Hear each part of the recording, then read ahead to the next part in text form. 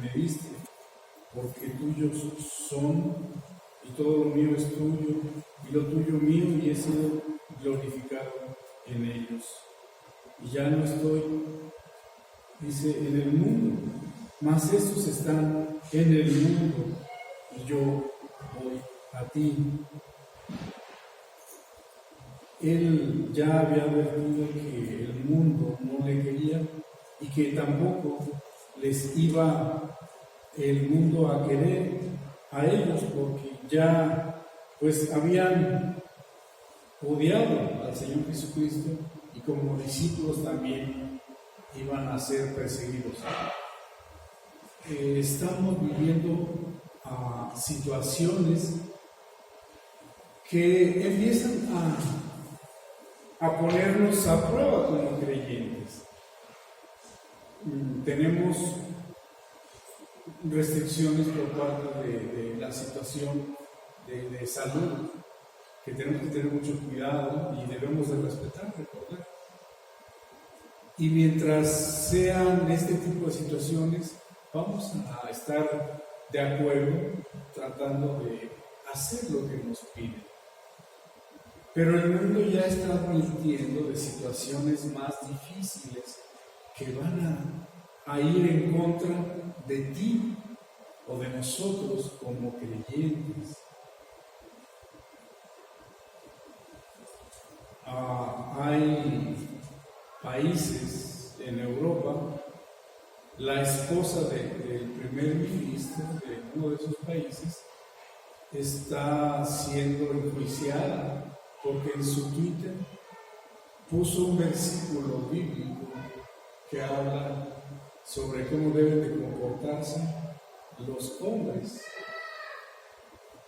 Y ya está siendo enjuiciada por una cita bíblica, porque fue un discurso de odio. 175 pastores de Inglaterra firmaron una carta pidiéndole a las autoridades de allá que castiguen a los cristianos que hablen contra el homosexualismo o los grupos LGTBI anexos. O sea, los mismos cristianos están pidiendo que castiguen a aquellos que hablen en contra de lo que Dios dice que es pecado. Por nombrar 2 ejemplos. Pero esta situación se está viniendo ya. Y en su momento, cada uno vamos a tener esa opción de obedecer o no obedecer a Dios. Estamos viendo un pasaje en el cual les dijeron, no hables de Jesús. Y ellos optaron por obedecer al Señor. Entonces, nosotros en lo que vamos a estudiar hoy, vamos a ver 4 puntos. Confío en que sean rápidos, si no, nos vamos para la siguiente. Pero vamos a ver que el creyente, como Pedro, lleno del Espíritu Santo, hicieron cosas extraordinarias. Vamos a ver, en este caso, 4 manifestaciones que se nos permite al creyente o al cristiano lleno del Espíritu Santo o guiado por el Espíritu Santo a realizar. Y son puntos que quizás, dice uno, pues no son muy atractivos. ¿Por qué? Pues porque van en contra de los gustos propios de la carne o de nuestra satisfacción. No siempre es agradable ser afectados de alguna forma en nuestro entorno, en nuestro bienestar. Los puntos que vamos a ver del versículo 1 al 4, que al creyente se le permite sufrir por su Señor. Al creyente se le permite sufrir por su Señor.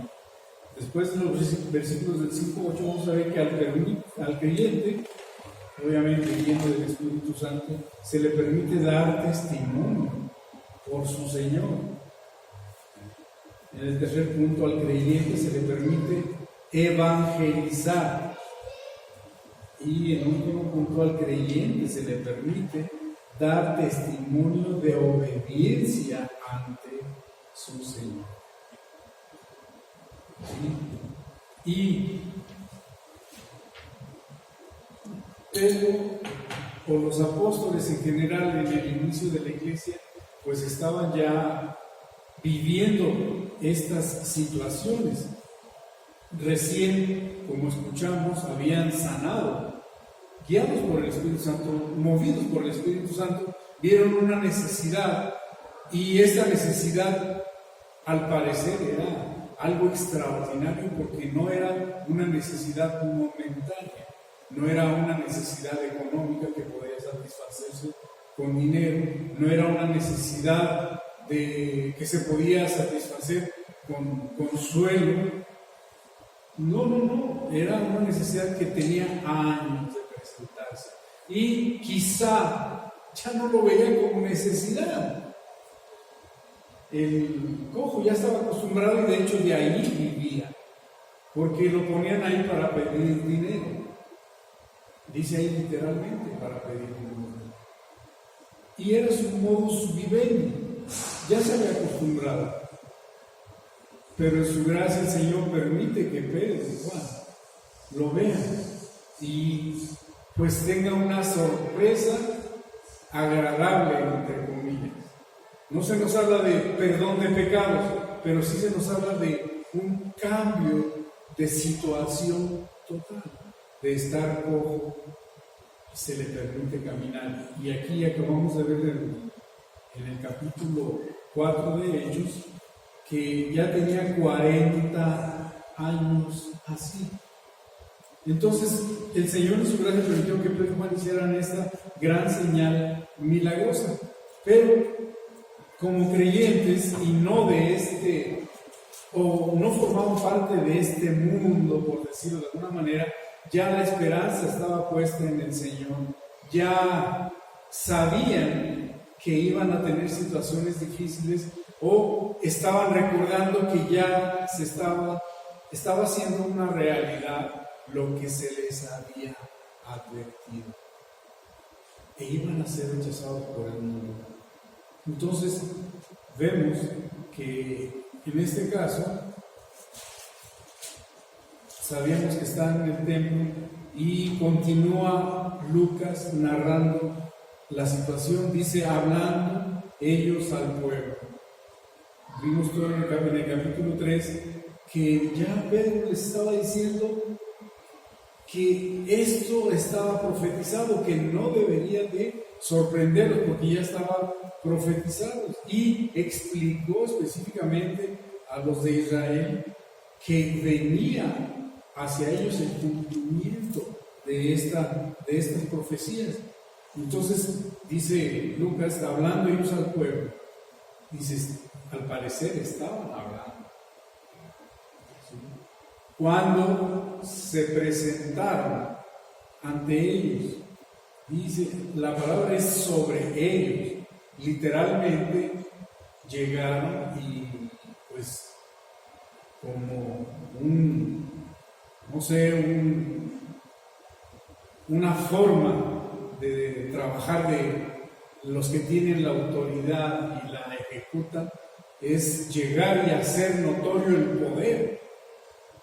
Entonces pararon lo que estaba haciendo, ¿sí? Por eso dice sobre ellos, ¿sí? ¿Y quiénes eran? El jefe de la guardia, dice los sacerdotes, y el jefe de la guardia del templo, y los saduceos. Entonces pensemos un poco, son dos personajes que están hablando de lo que les acababa de suceder, les estaban recordando lo que estaban perdiendo por falta de fe, por la incredulidad, y estos representando, estos tres grupos de personas representaban a todos esos que estaban escuchando. La máxima autoridad de aquellos a quienes estaban dirigiendo se presentan a interrumpirlos. Dices, ¿qué pasa? ¿sí? Entonces, los sacerdotes, ¿quiénes eran? ¿Qué hacían? ¿Qué son los sacerdotes? Díganme. ¿Qué función tenían los sacerdotes? Intermediarios entre quién y quién. Dios y el hombre. Entre Dios y el hombre. Sí. Es decir, que eran aquellos que estaban, pues los que eran su enlace supuestamente con Dios. Ya Juan conocía, Pedro conocía quién era el que les había mostrado estas señales, el que les había advertido lo que iba a suceder, ¿sí?